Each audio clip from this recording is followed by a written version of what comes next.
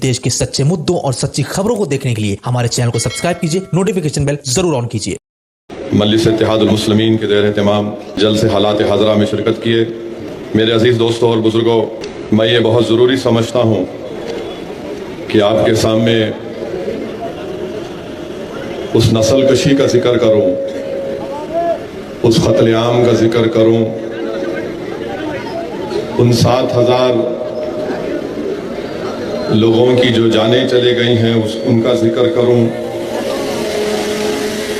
जिसमें 2000 से ज़ायद मासूम बच्चों की मौत हुई है, जिसमें 1500 से ज़ायद ख़वातीन को मार दिया गया, जिसमें 16,000 से ज़ायद लोग ज़ख्मी हैं। आज भी हज़ारों लोग बिल्डिंग के मलबे के नीचे या तो मदद को पुकार कर मर चुके हैं, या जो जिंदा हैं वो अपनी सांस लेने में मुश्किलात महसूस कर रहे होंगे। मैं आपके सामने बात कर रहा हूँ गाज़ा में, जहाँ पर इज़राइल अपनी एक बर्बरियत के मज़ाहिरे कर रहा है। मेरे अजीज़ दोस्तों और बुज़ुर्गों, मजलिस इत्तेहादुल मुस्लिमीन ने हालिया दिनों में दारुल सलाम की तारीख़ी सरज़मीन पर हमने फ़लस्तीनियों के हक़ के लिए एक एहतजाजी जलसा रखा। अल्हम्दुलिल्लाह हज़ारों की तादाद में अवाम ने बिला लिहाज मज़हब मिल्लत उस जलसे में शिरकत की। मैं आज आपके सामने ज़रूरी समझता हूँ कि फ़लस्तीन की अवाम का जिक्र हम करें, और मुझे यकीन है और आपको भी मालूम है कि फ़लस्तीन की अहमियत हमारी नज़रों में, हमारी सोच और फ़िक्र में क्या है। आप और हम जानते हैं कि बैतुल मुक़द्दस और मस्जिद अक़सा की क्या अहमियत है, और आप और हम सुनते हैं अपनी कानों से कि ज़हीराबाद की सरज़मीन हो या हैदराबाद की सरज़मीन हो या भारत की सरज़मीन हो, आज हर एक की ज़बान से यही दुआ निकल रही है कि अल्लाह इन मज़लूमों की मदद फरमा दे। हर एक की ज़बान से ये दुआ निकल रही है कि परवरदिगार इन निहत्ते लोगों को तो अपने फजल और करम से बचा ले। हर फर्द की ज़बान से ये अल्फाज निकल रहे हैं। आप अंदाज़ा लगाइए कि हम देखते हैं वीडियोस में कि एक 6 साल की बच्ची, उसके सामने उसकी माँ बाप, उसकी दादी मर जाती है, ये बच्ची बच जाती है तो उस बिल्डिंग के मलबे से एक 6-7 साल की बच्ची उठकर मम्मा मम्मा कहकर पुकारती है। एक बिल्डिंग इजराइल की एयरफोर्स ने बम गिराया, एक बाप देखता है कि मेरे फ्लैट का मलबा है, दौड़ता है, अपनी बीवी की लाश को पाता है, अपनी औलाद की लाशों को पाता है तो देखता है कि मेरी बेटी जिंदा है, उसको उठाकर भागता है। एक डॉक्टर है जो बगैर इलेक्ट्रिसिटी के, बगैर कोई चीज के ऑपरेशन कर रहा है। लोग उससे कहते हैं कि डॉक्टर साहब जरा इधर आओ, अभी एक बिल्डिंग गिरी, 10 लाशें आई हैं। वो डॉक्टर दौड़ कर क्या देखता है कि उन 10 लाशों में उसकी माँ बाप, बीवी और औलाद की लाशें हैं। एक सहाफी है जो अल जजीरा के लिए रिपोर्टिंग कर रहा है और रिपोर्टिंग करके दौड़ता है किसी मुकाम पर कि उस जगह पर इजराइल ने बम गिराए हैं। जब पहुंचता तो देखता कि अल्लाह ये तो मेरी बिल्डिंग है। मालूम हुआ कि उसके 2 बेटे और बीवी मर चुके हैं। मेरे अजीज दोस्तों और बुजुर्गों, अगर आज आपकी आंख से आंसू नहीं निकलेंगे, अगर आप अपने दिल में उन लोगों की तकलीफ को महसूस नहीं करेंगे, और दुनिया अगर ये सब मज़ाहिरे देखकर भी इनके दिलों में तकलीफ नहीं हो रही है, तो मैं तो कहूँगा कि तुम्हारा दिल मुर्दार हो चुका है, तुम इंसान कहलाने के लायक नहीं हो। کہ میرے عزیز دوستوں اور بزرگوں 7,000 لوگ کو مار دیا گیا اسرائیلی فوج کی طرف سے. آپ اندازہ لگائیے کہ کوئی دنیا میں ان کا نام لینے والا نہیں ہے, کہ ان کی مدد کے لیے تیار نہیں ہے. اقوام متحدہ کا سیکرٹری جنرل مذمت کرتا ہے تو اسرائیل مطالبہ کرتی ہے کہ اس کو نکال دیا جائے. کیا ہو گیا یورپ کی تہذیب کو؟ کیا ہو گیا یورپ کی انسانوں سے جو محبت کرتے ہیں؟ کہاں گئی تمہاری محبت؟ کیا ہو گیا امریکہ کو جو ساری دنیا کو ہیومن رائٹس کا درس دیتے ہیں؟ آج تم اندھے اور بہرے کیوں بن چکے ہو؟ میرے عزیز دوستوں اور بزرگوں، غزہ میں جو ہو رہا ہے، 20 لاکھ کے قریب لوگ غزہ میں رہتے ہیں. 11 لاکھ لوگ آج بے گھر ہو چکے ہیں، اور اسرائیل یہ چاہتا ہے کہ غزہ کو مکمل طور سے ختم کر دیا جائے، یا پھر ان کو سینائی صحرا میں ڈیزرٹ میں لے جا کر مصر کے اندر ان کو چھوڑ دیا جائے. جو آج ہمارے بھارت کے ٹی وی چینلوں پر بیٹھ کر جو لوگ اسرائیل کے اسٹینوگرافر اور چمچا گیری کر رہے ہیں، میں ان سے کہنا چاہ رہا ہوں کہ تھوڑی دیر کے لیے سوچو کہ غزہ میں مرنے والے بچے تمہاری اولاد اگر ہوتی تو کیا بولتے تم؟ اور اگر غزہ میں بلڈنگیں جو گرائی جا رہی ہیں، اگر تمہارا ٹی وی اسٹوڈیو گر جاتا تو تم کو کیا تکلیف ہوتی؟ بتاؤ. افسوس ہوتا ہے کہ ظالم کا ساتھ دے رہے ہیں اور مظلوموں کو ظالم قرار دے رہے ہیں. جس کو دبایا جا رہا ہے ان کو کہہ رہے ہیں کہ نہیں تم نے ایسا کیا تھا. ارے اگر ایسا کیا تھا تو جو کیا اس کو جواب دو. مگر بتاؤ ان 7,000 لوگوں نے کیا کیا؟ ان 1,500 خواتین نے کیا کیا؟ 50,000 خواتین حاملہ ہیں.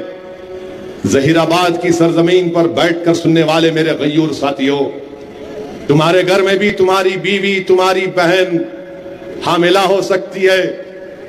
سوچو تھوڑی دیر کے لیے کہ ظہیر آباد میں کوئی اسپتال نہیں ہے تمہاری بیوی اور بہن کے لیے. میری بیٹی اور میری بیوی یا میری رشتہ دار حاملہ ہے تو کیا گزر رہی ہوگی ان لوگوں پر؟ آج ہم یہاں پر بیٹھے ہیں، بچے یتیم ہو چکے ہزاروں کی تعداد میں، غزہ کے روڈوں پر آوارہ پھر رہے ہیں. پینے کا پانی ان کو اسرائیل نہیں دیتا، برقی نہیں دیتا، اسپتال کے لیے فیول نہیں دیتا. غزہ کے سامنے سمندر ہے، مچھی پکڑنے نہیں دیتا. میرے عزیز دوستوں اور بزرگوں، میں یہ اس لیے کہہ رہا ہوں کہ کم سے کم ظہیر آباد کی عوام، کم سے کم میرے وطن عزیز کی عوام یہ جان سکے کہ غزہ میں کیا ہو رہا ہے. اور جو لوگ آج یہ کہتے ہیں کہ بھارت کو بھی اسرائیل کی طرح بننا ہے، میں ان سے کہنا چاہ رہا ہوں تم بھارت کو رسوا کرنے کی کوشش مت کرو. بھارت وطن عزیز انڈیا ایک بڑا اچھا ملک ہے ہمارے لیے. تم بھارت کا تقابل اسرائیل سے کر کے بھارت کی توہین کر رہے ہو. بھارت کے بارڈر سب کو معلوم، اسرائیل کے بارڈرز کسی کو نہیں معلوم. بھارت میں آئین ہے، اسرائیل میں اگر پھر سے آواز آئی یہاں پر تو آپ کو اٹھ کے جانا پڑے گا. آپ مجھے دیکھیے، میری آواز کو سنیے. بھارت کا آئین ہے، اسرائیل میں کوئی کانسٹیٹیوشن نہیں ہے. بھارت میں اقلیتوں سے نہیں کہا جاتا کہ تم ظہیر آباد کی اس روڈ پر نہیں چلو گے، تمہاری روڈ مختلف ہے. اسرائیل میں اسرائیلیوں کے لیے روڈ الگ ہے، فلسطینیوں کی روڈ الگ ہے. بھارت میں یہ تو نہیں کیا جاتا کہ اگر میں گھر سے نکلوں تو مجھے 100 چیک پوائنٹ کو پاس کرنا پڑے گا. یہ غزہ کے لوگ 16 سال سے ایسا کر رہے ہیں، ان پر ظلم کیا جا رہا ہے. جیل میں رہنا آسان ہے، غزہ میں رہنا اتنا مشکل کام ہے. کم سے کم جیل میں کوئی جا کر قیدی سے مل سکتا ہے، جیل میں اس کو 3 ٹائم کا کھانا ملتا ہے. مگر غزہ کے لوگوں کو 16 سال سے ظلم ان پر کیا جا رہا ہے. میرے عزیز دوستوں اور بزرگوں، غزہ کی عوام کے لیے ہم کو دعا کرنا ہے. اور یہ لوگ ٹی وی پر بیٹھ کر بڑی بڑی باتیں کرتے ہیں، جھوٹے ہیں یہ لوگ. یہ لوگ اپنا ضمیر بیچ چکے ہیں زائنسٹ لوگوں کو. ان میں انسانیت نام کی کوئی چیز باقی نہیں رہی. ارے تم سے اچھا تو وہ شیر ہے جنگل کا جو اپنی بھوک کے لیے کسی جانور کو مار کر کھاتا ہے. تم تو حیوانیت کے بھی نظروں سے نیچے گر چکے ہو جو ٹی وی پر بیٹھ کر عوام کو جھوٹ پہ جھوٹ بولتے ہو. کیا یہ بات سچ نہیں ہے؟ اور بار بار پوچھتے کہ یہ 10 اکتوبر کو ہوا، اس کی مذمت کرو. ارے کیا مسئلہ فلسطین 10 اکتوبر کو شروع ہوا؟ 1948 میں نخبہ ہوا. جب نخبہ ہوا تو 7 لاکھ فلسطینیوں کو نکال کر پھینک دیا گیا. کتنے؟ 7 لاکھ. 7 لاکھ فلسطینیوں کو نکال کر پھینک دیا گیا. وہ 7 لاکھ یا تو لبنان میں ہے، یا اردن میں ہے، یا دمشق میں ہے، یا پھر کہیں پر مصر میں ہوں گے. یہ نخبہ 48 میں شروع ہوا. کس نے بیلفور ڈکلیریشن کیا؟ یہی انگریز جو بھارت چھوڑ کر چلے گئے. بیلفور ڈکلیریشن کے ذریعے فلسطینیوں کی زمین پر لا کر ان زائنسٹ لوگوں کو بسا دیا. پھر 67 کی 6 دن کی جنگ ہوئی جس میں ایسٹ جیروسلم چلا گیا، غزہ چلا گیا، ویسٹ بینک چلا گیا. اس وقت بھی 2.5-3 لاکھ فلسطینی اپنے وطن سے محروم ہو گئے. بتاؤ کیا یہ سچائی نہیں ہے؟ ارے تم لوگ تاریخ کو اگر توڑ موڑ کر جھوٹ پیش کر رہے ہو تو سچائی ہم بیان کریں گے. ہم جانتے ہیں فلسطین کی تاریخ کو. اور میرے عزیز دوستوں اور بزرگوں، جب یہودیوں پر ظلم کیا جا رہا تھا تو جنوبی اسپین میں حکومت تھی مسلمانوں کی. جب یہودی یورپ سے بھاگ رہے تھے تو جنوبی اسپین میں مسلمانوں کی حکومت نے یہودیوں کو کہا کہ آؤ یہاں پر رہو، ہم تم کو امن سے رکھیں گے، تم اپنے مذہب پر چلو، اپنی تورات پڑھو. اور یہودی مانتے ہیں کہ ان کا سنہرا دور تھا جنوبی اسپین میں جب ترکوں کی حکومت تھی، سلطنت عثمانیہ. جب آپ دیکھیے وہاں پر 1.5 لاکھ یہودیوں کو سلطنت عثمانیہ میں کہا گیا کہ آؤ عزت کی زندگی گزارو، تمہاری مذہب پر کوئی پابندی نہیں ہوگی. اس وقت پولینڈ اور یوکرین میں اتنے یہودی نہیں تھے جو سلطنت عثمانیہ میں آ کر عزت کی زندگی گزارتے تھے. میرے عزیز دوستوں اور بزرگوں، آج اسرائیل میں فلسطینی ہے، 17 لاکھ فلسطینی ہے، سیکنڈ کلاس سٹیزن ہیں. ان کے خلاف 65 قانون ان کے خلاف استعمال ہوتے ہیں. ویسٹ بینک، مغربی کنارہ جس کو کہتے ہیں، غازہ پٹی، ایسٹ جیروسلم ہے، جس کو آکیپائیڈ ٹیریٹریز کہتے ہیں. ٹی وی چینل پر آپ سنیے تو یہ اسرائیل کے اسٹینوگرافر جو بڑے اینکر بن کر بیٹھتے ہیں میری فوٹو دکھاتے ہیں، غازہ گینگ. ابے تو کون سی گینگ کا ہے پھر؟ غازہ گینگ، اویسی کی فوٹو. یہ تاریخ جو بیان کر رہا ہوں، مجھے یقین ہے کہ یہ جو زائنسٹ کے ایجنٹ ہیں ان کو آج رات بھر نیند نہیں آئے گی. میرے بھائی، ایسٹ جیروسلم میں 3,27,000 فلسطینی رہتے ہیں، اور پھر ویسٹ بینک میں 20 لاکھ، غازہ پٹی میں 21 لاکھ. یہ جو لوگ آج بیٹھ کر بول رہے ہیں یہ ہوا وہ ہوا، کیا اقوام متحدہ کا ریزولوشن نمبر 242 نہیں کہتا کہ اسرائیل کو ویسٹ بینک، غازہ سے، ایسٹ جیروسلم سے وڈرا کرنا ہے؟ نہیں بولیں گے آپ کو، مگر اس لیے بیان کر رہا ہوں تاکہ آپ کو معلوم ہو، تاکہ آپ اس کو بتائیں اپنی اولاد کو، اپنے دوستوں کو بتائیں. کیا 1987 میں 4 جنیوا کنونشن کا وائلیشن نہیں ہوا تھا؟ کیوں ہوا تھا بتاؤ زائنسٹ لوگوں. پھر 1993 میں اوسلو ایکارڈ ہوا، یاسر عرفات کھڑے ہوئے ہیں، اس وقت کا اسرائیل کا پرائم منسٹر وہ زائنسٹ کھڑا ہوا ہے، اور کہا گیا 5 سال میں ایک فلسطین ایک ملک بنے گا. 5 سال جا کے آج 25-30 سال ہو گئے. क्या हुआ आसुल एकॉर्ड का? बताओ अमेरिका, बताओ बरतानिया, बताओ इटली, बताओ G7, उस आसुल एकॉर्ड का क्या हुआ? 2002 में दीवार उठा दी गई। अगर मिसाल के तौर पर जहीराबाद में एक दीवार उठा दी जाएगी कि जहां पर असदुद्दीन ओवैसी का घर है, जहां पर कौसर मोहिउद्दीन या गौरी साहब का घर है, या जहां पर अथर का घर है, हम उन घरों के सामने से 40 फीट की ऊंची दीवार उठा देंगे और आपसे कहेंगे कि दीवार के उस तरफ रहो। ये दीवार उठा दी गई। इंटरनेशनल कोर्ट ऑफ जस्टिस में मुकदमा गया। इंटरनेशनल कोर्ट ऑफ जस्टिस ने कहा दीवार को तोड़ना चाहिए, दीवार के खिलाफ फैसला दिया। कोई नहीं बोलता। फिर आप देख लीजिए 2006 में इलेक्शन हुआ। इजराइल ने 26 फलस्तीनी एमपी को किडनैप करके लेके चले गए। 2008 में ऑपरेशन कास्ट लीड हुआ, 3 हफ्ते बमबारी हुई, 1400 फलस्तीनी मारे गए, 300 बच्चे उसमें थे। कहां से कह रहा हूं? Goldstone report. 2010 में एक कश्ती गई थी, मरिया मरममा कुछ नाम था। उस कश्ती में जो लोग रिलीफ लेकर जा रहे थे, इजराइल की फौज ने उनको मार दिया। 2012 में operation pillar of defence Israel ने किया, गाजा पर बमबारी की, 150 लोगों की मौत हुई। 2014 में 51 दिन तक हमला किया इजराइल ने गाजा में। ऑपरेशन प्रोटेक्टिव एज के नाम पर 2000 फलस्तीनी मारे गए। 2018 में ये ट्रंप ने जेरूसलम को कह दिया कि मैं अमेरिकन एम्बेसी वहां पर बनाऊंगा। तो उससे हुआ क्या कि वो ऑक्यूपाइड टेरिटरी थी, उसको खत्म कर दिया कानून को, उनके एक तरफा ऐलान करके।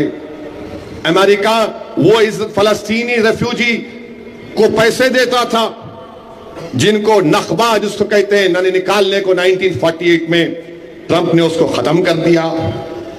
आज इजराइल के जेलों में 6000 फलस्तीनी जेल में है, कोई मुकदमा नहीं। हर साल इजराइल 500 से 600 मासूम बच्चों को जेल में डालता है, मिलिट्री कोर्ट में बच्चों का मुकदमा चलाता है। बताइए आप कौन सा काम इजराइल कर रहा है? मेरे अजीज दोस्तों और बुजुर्गों, इजराइल एक ऐसा मुल्क है जिसमें फलस्तीनियों को जानवरों से बदतरीन सलूक उनसे किया जाता है।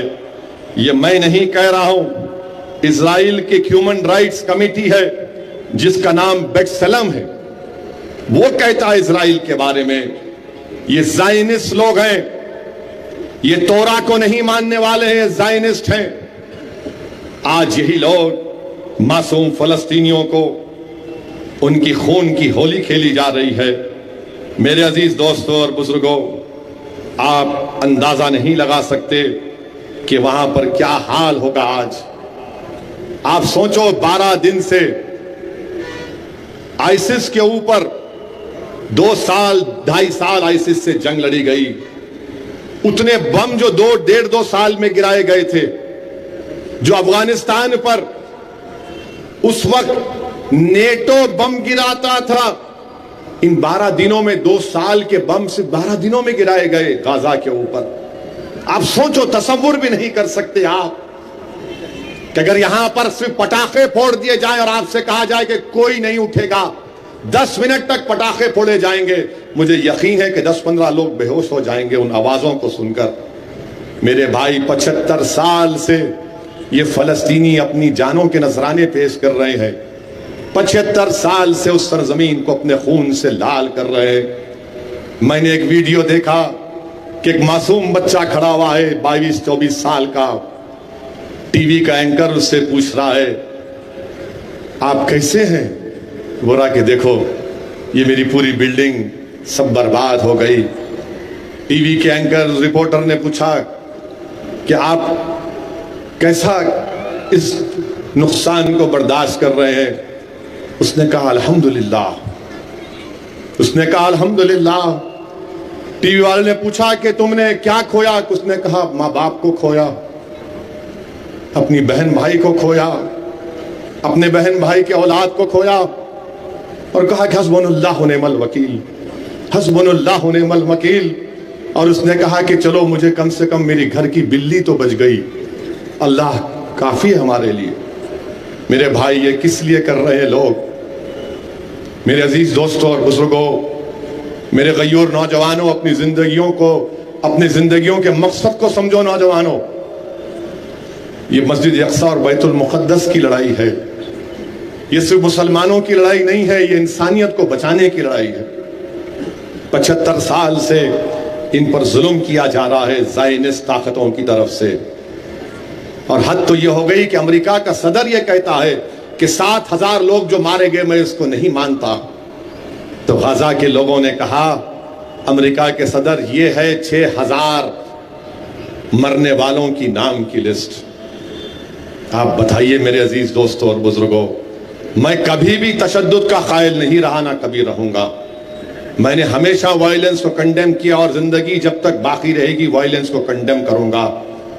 مگر غزہ میں جو ہو رہا ہے آج آپ کو اور ہم کو اس کے خلاف بولنا پڑے گا، بولنا پڑے گا میرے بھائی۔ کم سے کم دعاؤں میں رو رو کر اللہ کے سامنے سر بسجود ہو کر بھیک مانگنا پڑے گا کہ اللہ تو غفور الرحیم ہے، تو دنیا بنانے والا ہے، تو زمین و آسمان کا خالق ہے، تیری مخلوق پر، تیرے مخلوق کمزور مخلوق پر ظالم ظلم کر رہے ہیں، اللہ تو ان کی مدد فرما۔ اٹھو، اپنے ہاتھ اٹھاؤ، یہ تمہارے 2 ہاتھ ہتھیار ہیں، یاد رکھو۔ اللہ سے گڑ گڑا کر بھیک مانگو کہ اللہ تو نے ہم کو سکون سے رکھا ظہیر آباد میں۔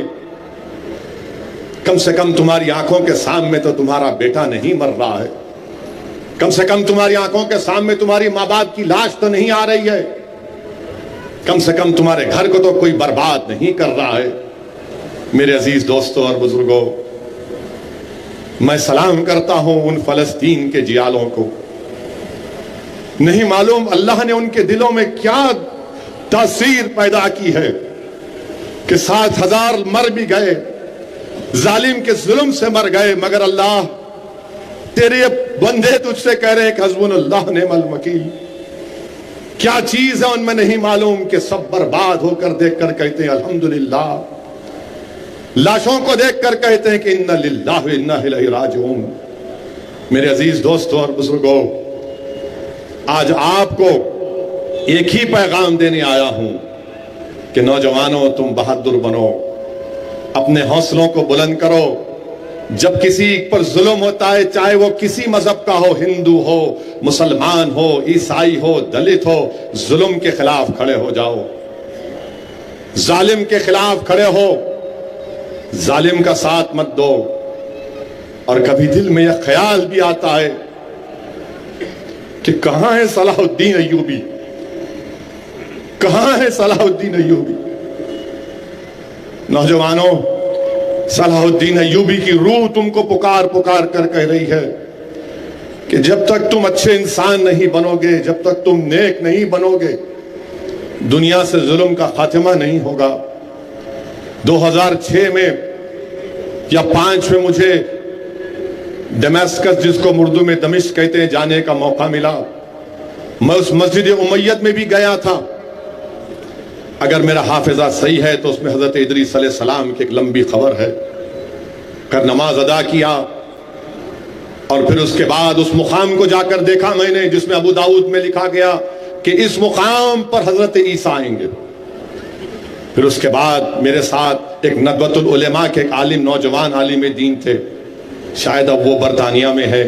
میں نے ان سے کہا کہ بھائی یہ تو دیکھ لیے، مجھے ایک چیز دکھاؤ، مجھے صلاح الدین ایوبی کی خبر کو جانا،